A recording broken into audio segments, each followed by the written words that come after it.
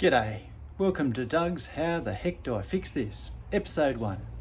In this episode we're going to see if we can fix an old Husqvarna chainsaw. The culprit here was this plunger. Now you can see it's quite wet, and the problem was it's all cracked, so I had to replace this. And I thought, so I ordered it online, found the new one, and now I've got to replace it. How the heck do I fix this? And this is what came in the mail. So the big question is, how do I get that into there? Okay, let's have a look at this machine. Now, there are different screws all over the place, but which ones do I really need to undo? Well, given that there's a brake line going all the way along there, I think I can probably take that top piece off. So let's identify where the screws are. So there's one there, one over there, and a third one over there. So let's have a look, see if I can get those undone. And it's an odd looking screw head, but I think I can just use a normal screwdriver. Okay, so let's see if we can get these screws undone. Oh, a little bit of force on that one. Let's just go all the way up.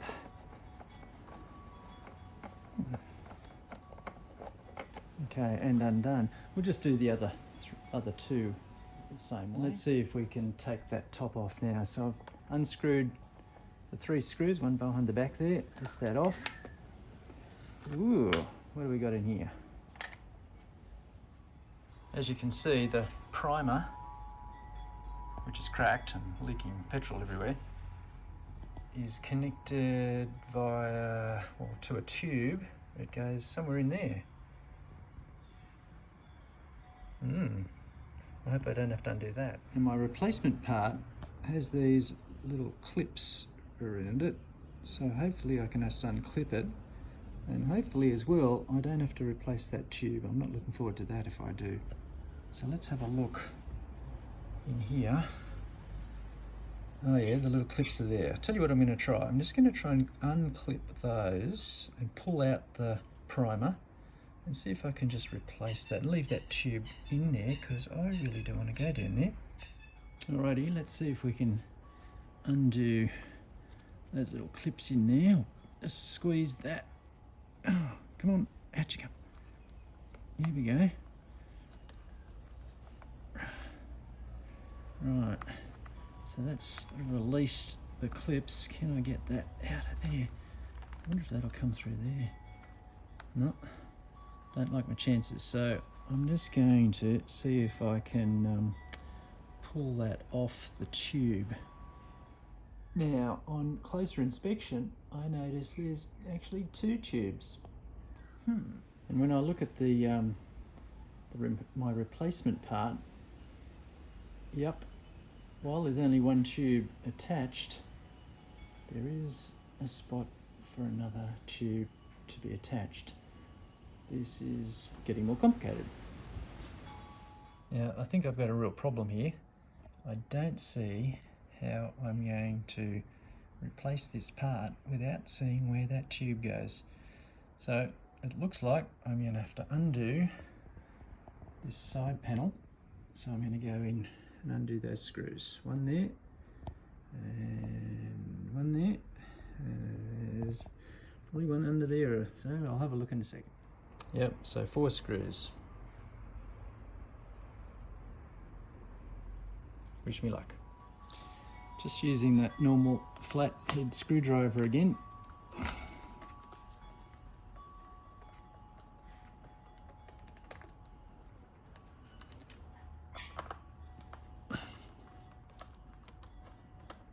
Seems to do the job.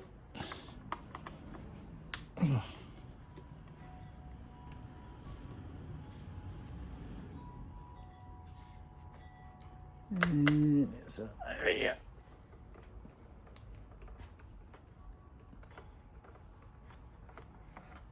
Alright, let's see what's inside here. No, I can't see inside unless I unscrew the screws properly. Let's just get this one undone a bit more. And there we are. Huh. How about that? I was a bit worried about that cord, but it looks as though everything's self-contained in there, so that's good. Get that out of the way. Well, while that's all very pretty to look at, I'm really not sure that it helped me get into where that tube goes, so that might have been a bit of a waste of time. So I guess what I'm going to have to do is try and get this out of that gap. I guess that gap's there for a reason, so somehow I'm going to have to prise that open and see if I can get that out. So we might just try something like this. Let's see if I can make that gap a bit bigger. Oh, go on, let's get you out. Maybe I'll try something else. See if we can just prise that open there a bit. This could be a bit of a struggle. Oh, come on, up you come.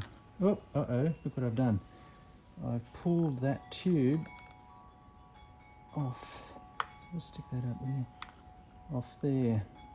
Now that could be a blessing, because maybe I can just put the new tube on there and then reconnect the old one. Let's see how we go. I'm just going to try and get that without destroying it. Just maybe pull that tube off. Yep, there she comes. Okay, now if I'm any good, I can get the new one of these onto the old ones of those. Let's see how we go. Now, can I get the old tube onto the new primer? So we're going to get on, that bottom tube goes on the smaller of the two tubes. Oh, that's easy. Is it going to stay on? Let's just try that again. Okay. Alright, seems okay as long as I don't put too much pressure on it. At the same time, we might just see if we can get that tube at the top onto the longer of the two.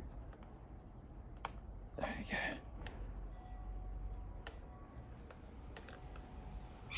go. Alright. I think just making sure they're both on nice and tight. Okay, well they're on. Now I should be able to just clip that back in. Oh, should be able to. Come on, there you go. Come on. Oh, here we go. Yep, and there she's in. Clipped in. And we'll just double check that those two tubes are still connected. From what I can see, it looks okay. I guess we'll find out once we start priming, because if we don't have a good seal, I guess we're not going to get any fuel into that.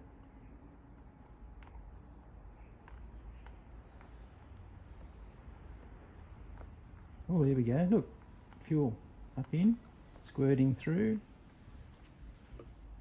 Just give it a few more squeezes and just watch the air and there's a few bubbles in there. You'll just see if they move along. Yep, there we go. And I reckon that's looking pretty good. There is a bit of air coming through.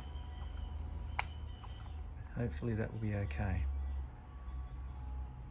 Well, there we are. I hope you've enjoyed the first episode of Doug's How the Heck Do I Fix That? Hopefully we'll join you in episode 2. Bye.